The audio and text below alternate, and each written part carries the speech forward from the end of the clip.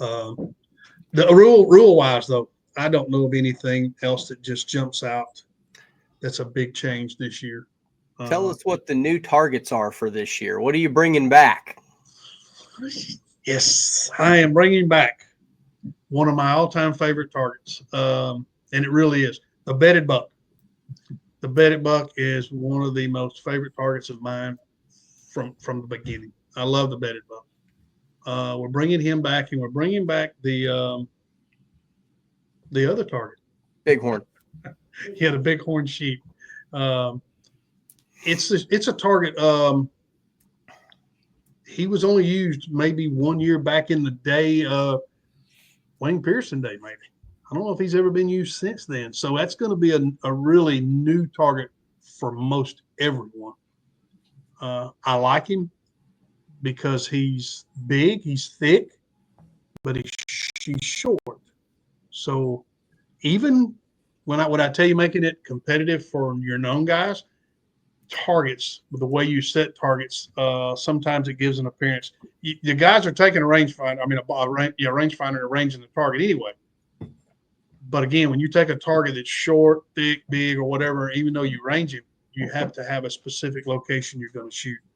And when you start doing that and you start messing with the lighting, that kind of works on them, making it competitive for them. But it really messes with the unknown guys too. They're trying to judge. So that target's going to be both targets, in my opinion, are going to be tough targets judging wise. And then on the known guys, especially the guys that are going to 60, they're going to have to be on their P's and Q's, because on the bedded buck, you do not want to drop an inch. Reminds me of the old alligator. You remember the alligator? Yeah, the alligator was one that was that I didn't like.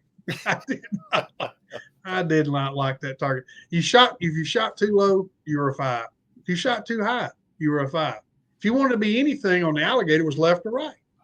And so me personally, when I practice and train going for a national event, I always made sure my left and right was on, always.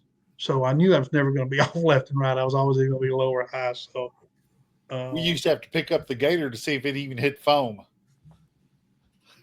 Yeah. We talked about which targets to bring back this year. The alligator was brought up several times. Alligator is extremely hard target to set. The bedded buck was another one. We have to think about when we set him, because of the location. He's so low to the ground. You get any vegetation sticking up above you, so it has to be really clean. My guys aren't going to be a favor.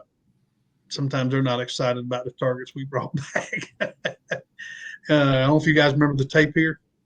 Mm-hmm. Yep. Yeah, no one liked the tapir.